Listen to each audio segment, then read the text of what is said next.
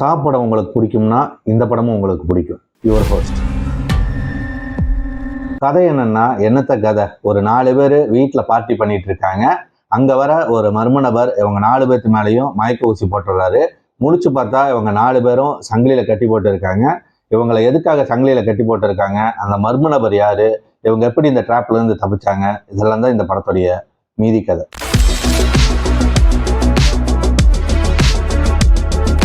அதாவது சும்மா ஜாலியா பார்க்கலாம், அப்படிதான் இருக்கு. இந்த மாதிரி ஒரு கொடூரமான படங்கள்லாம் விரும்பி பார்ப்பீங்கன்னா தாராளமா பார்க்கலாம். அதுக்கான வர்த்தான சீன்கள்லாம் நிறையவே இருக்கு. இதுல ஒருத்தன் கேரியரை முடிச்சு விடணும்னா மீட்டு மாதிரியான ஏதாவது பொம்பளை மேட்டர்ல லாக் பண்ணி விட்டாலே சோழி முடிஞ்சுது.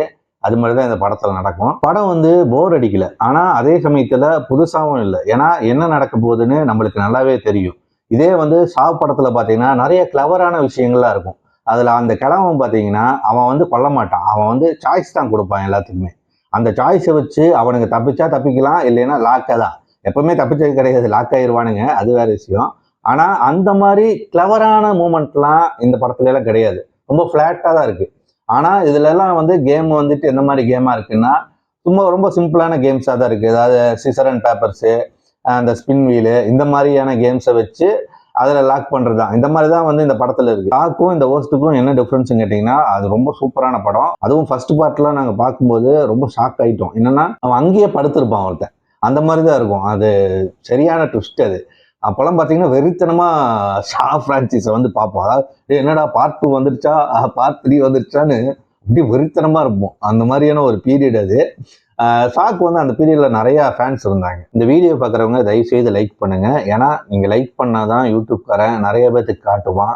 நீங்களும் இந்த வீடியோ எதுக்காக பார்க்குறீங்கன்னா, இப்படி ஒரு படத்தை நம்ம சொல்றோம், அதனால நீங்க இதை போய் பார்க்குறீங்க. ஏன்னா இந்த மாதிரி படங்கள்லாம் நிறைய சேனல்களில் சொல்றதில்ல, நம்ம தான் புதுசா சொல்லிட்டு இருக்கோம்.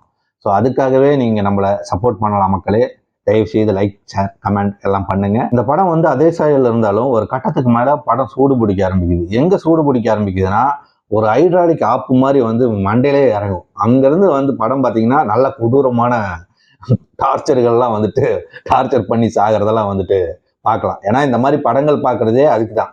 என்னன்னா, இந்த மாதிரி எப்படி வித்தியாசமா கொடூரமா சாகுறானுங்க, அதுல எப்படியெல்லாம் இருக்குது நல்லா காமிப்பானுங்க. ஸோ இந்த படம் பார்க்கும்போது அந்த உணர்வு நம்மளுக்கு கொடுத்துருவானுங்க. அதாவது முகம் சுளிக்கிற மாதிரியான விஷயங்கள்லாம் நிறைய இருக்கும். படம் பார்க்கும்போது ஓ அப்படிங்கிற மாதிரியெல்லாம் விஷயங்கள்லாம் நம்மளுக்கு தோணும். அதுதான் இந்த படம், இந்த மாதிரி படங்களை எடுக்கிறதுக்கு காரணம், பார்க்கறதுக்கு காரணமும் அதுதான். மற்றபடி இந்த படத்துல நம்ம எந்த லாஜிக்கு எதையுமே பார்க்க போறது கிடையாது. ஏன்னா இதுக்குன்னே ஒரு செட் ஆஃப் ஃபேன்ஸ் இருக்காங்க.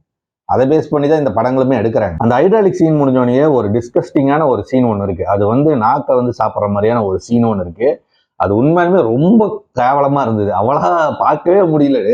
என்னடா அதுங்கிற மாதிரி ரொம்ப கொடூரமா அருகருப்பா இருந்தது. அந்த மாதிரிதான் இருந்துச்சு. நீங்க பார்த்தீங்கன்னா கண்டிப்பா உங்களுக்குமே அந்த உணர்வு கண்டிப்பா வரும். ஏன்னா அந்த மாதிரிதான் இருக்கு.